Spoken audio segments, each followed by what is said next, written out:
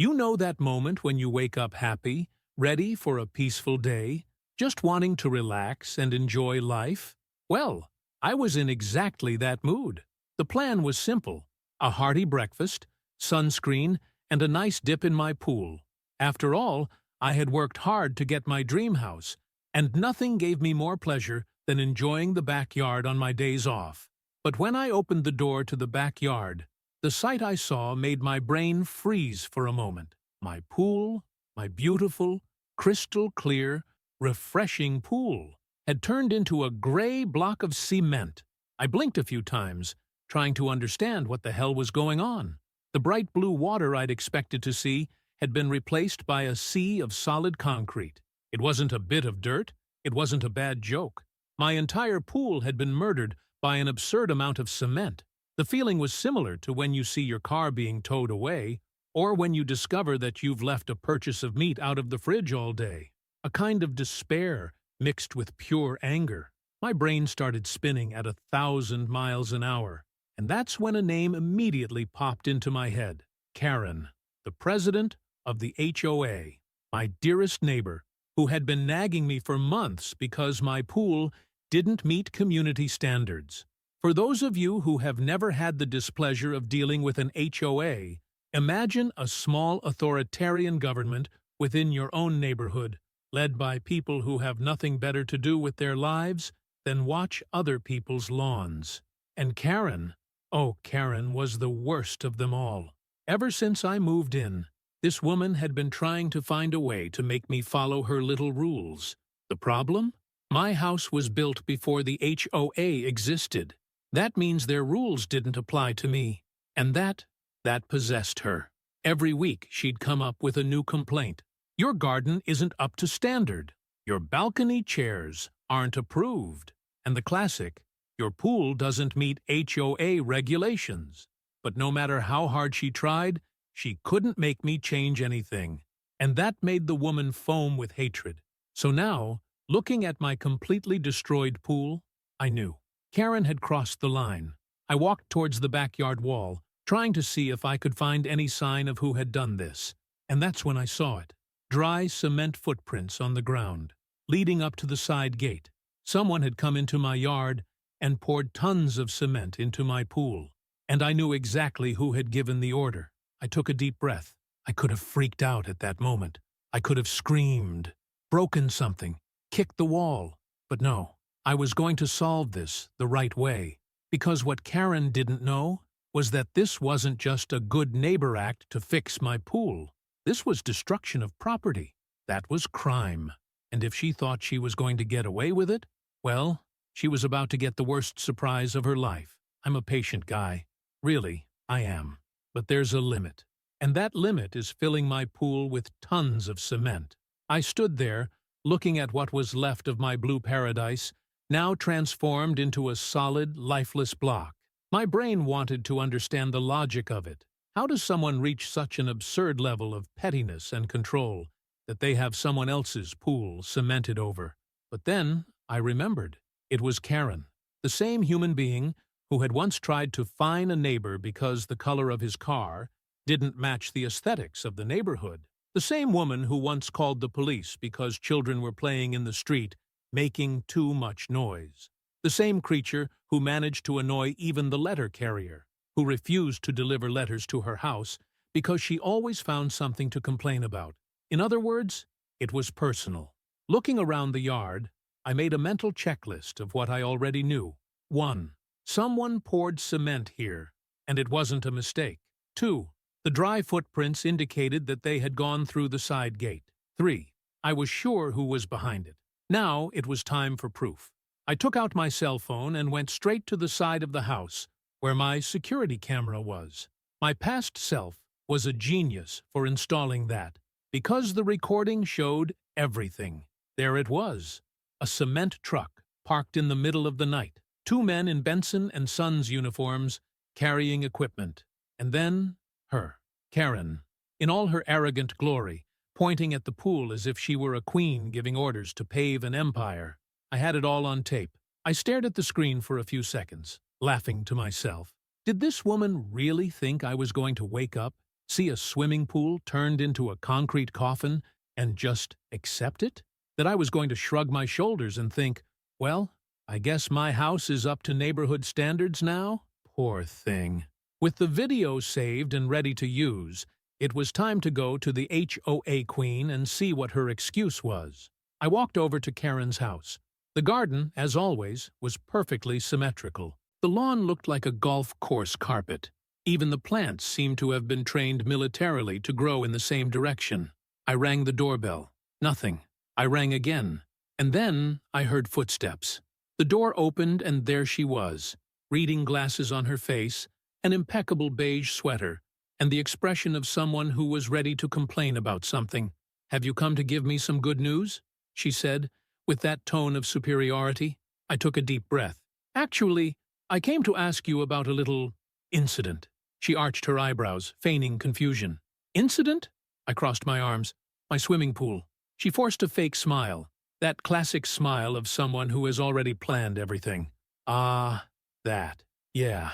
I thought you'd like the present. Your pool was completely out of line with HOA standards and posed a risk to the aesthetics of the community. I took the liberty of correcting it. Fix it. This woman literally cemented my pool and was acting like she did me a favor. The funniest thing? She thought she'd won. "I get it," I said, taking a deep breath. "Well, Karen, there's just one problem with all this." She crossed her arms, tilted her head, still in that pose of someone who thinks she's in control of the situation. And what would that be? I took out my cell phone, opened the video gallery, and pressed play. There, right in front of her, the scene appeared. Her, in the middle of the night, supervising the cement truck and giving orders as if she were a construction manager. The smile disappeared from her face. The color drained from her face. And right there, I knew she understood. She'd ruined everything. But I wasn't going to call the police now. I was going to let her sweat it out a bit, because if she thought she was going to get away with it, she was very wrong. The change on her face was instantaneous. A second ago, she had that arrogant smile, thinking she had given me a gift by cementing my pool. Now, her mouth trembled slightly, her eyes wide as she watched the screen of my cell phone showing the crime scene in full HD. "Ah, Karen, darling, your time has come." She blinked a few times, trying to process the fact that I had it all on tape. Her mind must have been running a marathon right now, trying to come up with an excuse, some way to escape. I could see the gears turning inside that toxic brain. That doesn't prove anything," she let out suddenly, crossing her arms as if to intimidate me. I laughed softly. She was really going to try and get away with it. "Doesn't prove anything?" I repeated, pretending to be surprised. "So you mean that this woman here, in a beige sweater, glasses on the end of her nose, pointing exactly at my pool and saying, 'Dump it all in there, kids, isn't you?'" She gritted her teeth. "I was just supervising. I didn't order the dumping." "Of course. You were just there, in the middle of the night, next to a cement truck, pointing at the pool. By chance." She snorted, trying to regain her composure. "You're exaggerating. I'm the president of the HOA. It's my job to make sure that all the properties meet the standards of the neighborhood. Your pool wasn't up to code, so I took action." "Oh, yes," I smiled. "The thing is, my house was built before this HOA existed, remember? Your rules don't apply to me." She swallowed. Now, yes, panic was taking over. By now, the neighborhood was beginning to realize that something was going on. A few neighbors walked by slowly, casting curious glances in our direction. Karen, who loved to have an impeccable image, was now standing there, about to fall apart. "Listen," she lowered her voice, her eyes now trying to look sympathetic. "You don't have to take it so seriously. It was just a little correction." I crossed my arms, pretending to think. "Correction? Of course. So if I come to your house and decide that your garden is ugly, I can get a backhoe and rip it all out, right? After all, it would only be a small correction." She widened her eyes, shocked by the comparison. "That has nothing to do with it." "Yes, it does," I retorted. "You destroyed my property, and now you're going to pay for it. The desperation finally really hit. She tried to smile, tried to look reasonable. "Look, we can sort this out another way.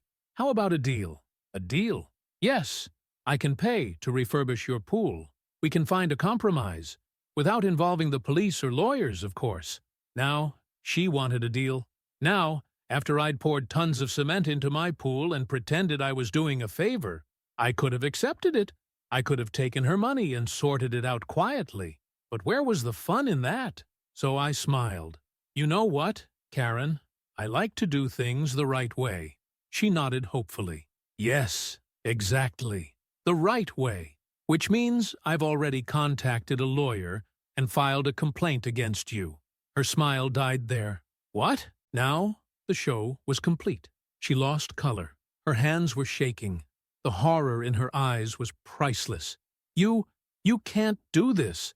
"Yes, I can," I said calmly, "because destroying private property isn't just a little mistake, Karen. It's a crime." Her face now looked like a battlefield between panic and fury. "You can't do this to me. I am the president of the HOA, and I'm the owner of the house you vandalized. The difference is that I'm on the side of the law, and you're not." She took a deep breath, trying to find a way to escape. But there was no way out.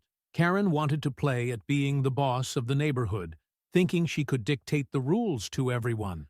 Now she was going to discover that the only rules that really matter are those of justice. Karen was completely floored. The despair on her face was a work of art. The kind of thing you see once in your life and keep in your memory to tell stories about later. She tried to argue. She tried to negotiate. She tried to convince me that it was all just a little miscommunication. But the truth was stamped all over her face. She knew she had screwed up. But I wasn't going to stop there. Oh no. She had spent months trying to put me through hell, treating me like I was inferior, thinking she could call the shots on my property. Now she was going to taste her own poison, because destroying someone else's property isn't just a neighborhood infraction. It's a crime of vandalism and destruction of property. And depending on the value of the damage, it can be considered a serious crime. What about my pool? Well, cementing a swimming pool isn't cheap, neither to build nor to repair. And that's exactly what my lawyer told her when the official paperwork arrived on her doorstep a few days later. Karen was being sued, and even better, she was also being criminally investigated. The HOA couldn't protect her. Her rules meant nothing. Now, real justice was in charge. The news spread quickly through the neighborhood. At first, she was still trying to hold it together. She walked down the street with her head held high, pretending that nothing was happening. But as the neighbors began to whisper and stare at her, her theater began to crumble. And then came the final blow. The following week, the HOA held an emergency meeting. Why? Because the board was cutting ties with Karen. Yes, the woman who had spent years thinking she could boss everyone around was now being kicked out of office. When I went to the meeting, just to watch the spectacle, I saw the scene with my own eyes. Karen, standing in the center of the room, trying to reason with the council. "I've always done what's best for this community. I just wanted to keep the neighborhood nice and orderly." One of the council members, an elderly man who had clearly had enough of her madness, replied dryly, "This has nothing to do with organization, Karen. You destroyed private property. You put the entire HOA at risk, and now you're going to pay for it." That's when she exploded. But he didn't obey the rules.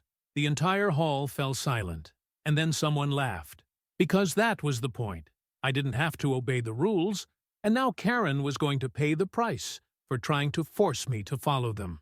Over the next few months, things only got worse for her. First, the civil suit. She lost.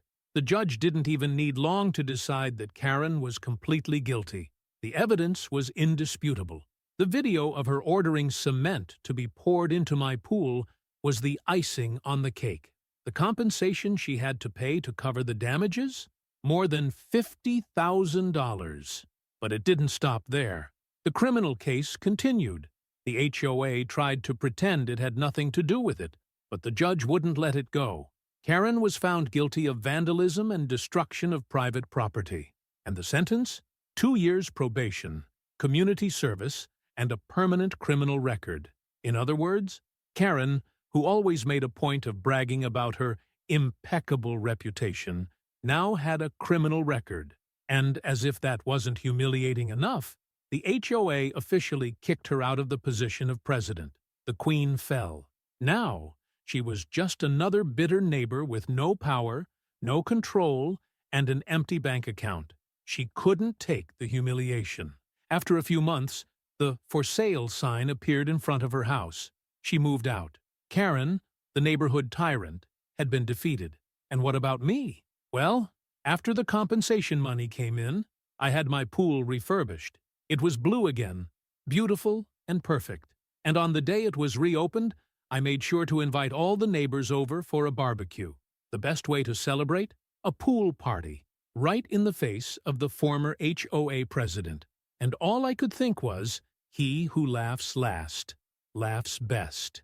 If you like this video, don't forget to leave a like and subscribe to the channel.